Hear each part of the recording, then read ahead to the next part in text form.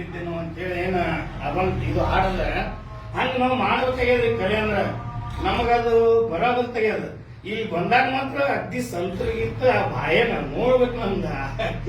ಆದ್ರೆ ಹೊರಗೆ ಹೋದಾಗ ನಮ್ಮ ಪರಿಸ್ಥಿತಿಯನ್ನು ನಾವು ಅಂದ್ರೆ ನಮ್ಮ ಸ್ಥಿತಿಯನ್ನು ನಾವು ಅವಲೋಕನ ಮಾಡ್ಬೇಕಾಗ್ಯದ.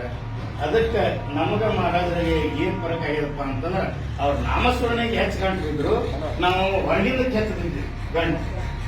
ನಾಮಸ್ಮರಣೆ ಕಡಿಮೆ ಮಾಡಿದ್ದಕ್ಕೆ ಕಡಿಮೆ ಆಗ್ಲಿಕ್ಕತ್ತದಕ್ಕೆ ನಮಗ ಅದರ ಆಧ್ಯಾತ್ಮಿಕ ತಿರುಳು ಅಂತ ನೋಡ್ರಿ, ಸೂಕ್ಷ್ಮ ತಿರುಳು ತಿಳಿಯುವಂತ ನಮಗೆಲ್ಲರಿಗೂ ಮಾಡ್ಬೇಕಂತದ, ಆಧ್ಯಾತ್ಮಿಕ ಮಾಡ್ಬೇಕಂತದ ಅದ.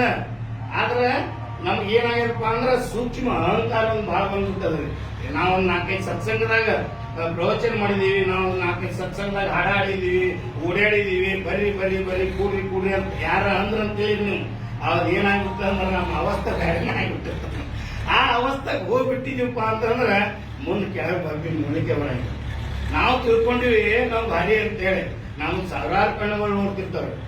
ಒಂದ್ ಸ್ವಲ್ಪ ನಮ್ಮ ಮಹಾರಾಜ್ ನೋಡಿ ಬಿಳಿ ಡ್ರೆಸ್ ಯಾಕೆ ಮಾಡಿದಾರೆ, ಒಂದ್ ಚೂರು ಹೊಲಸು ಬಿದ್ರು ಗೊತ್ತಾಗ್ತದ.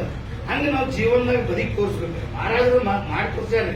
ಗಣರಾವ್ ಮಹಾರಾಜರು ಒಬ್ಬರ ಕಡೆ ಒಂದ್ ಪೈಸಾ ಇಸ್ಕೊಳ್ಳಿಲ್ಲ. ಬಾಬಾಸಾಹೇಬ್ ಮಹಾರಾಜರಿಗೆ ಒಬ್ಬ ಯಾರೋ ಚಪ್ಪಲ್ ಹೊಲ್ದು ಕೊಟ್ಟಿದಂತ್ರಿ.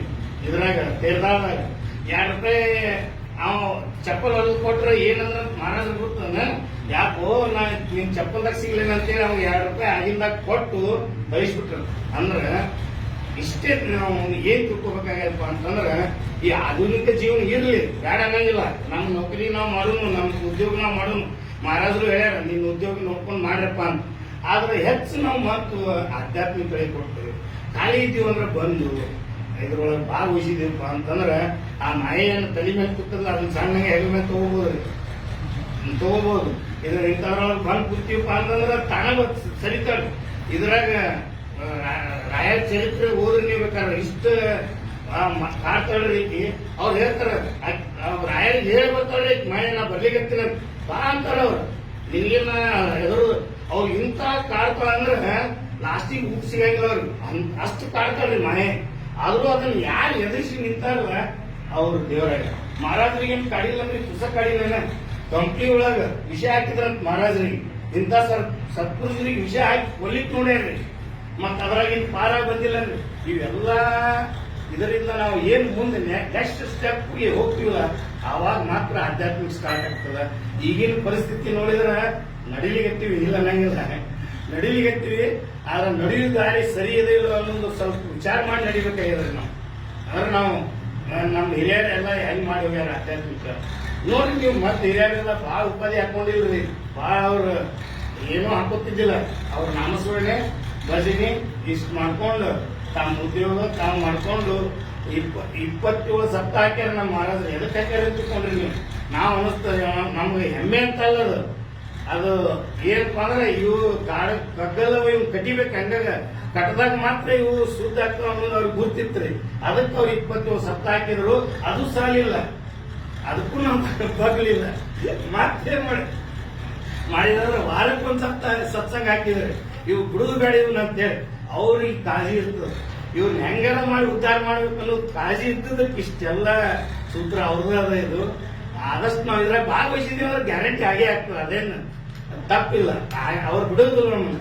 ಬಾಬಾಸಾಹೇಬ್ ಮಹಾರಾಜರು ವಚನ ಕೊಟ್ಟಾಗ ನೀ ಪಾತಾಳಕ್ಕೆ ಹೋದ್ರೆ ನಿನ್ನ ಜುಟ್ಟ ಹಿಡಿದು ತೆಗಿತೀನಿ, ಆಕಾಶಕ್ಕೆ ಹೋದ್ರೆ ನಿನ್ನ ಕಾಲು ಹಿಡಿದು ಜಗ್ಗಿ ನೀನು ಮುಕ್ತಿ ಕೊಡ್ತೀನಿ, 7 ಜನ್ಮ ಹೋದ್ರು ನೀನು ಬಿಡಂಗಿಲ್ಲ ಅಂತ ಹೇಳಿ ಏನ್ ಹೇಳ್ಯಾರಲ್ಲ ಖರೇನದ.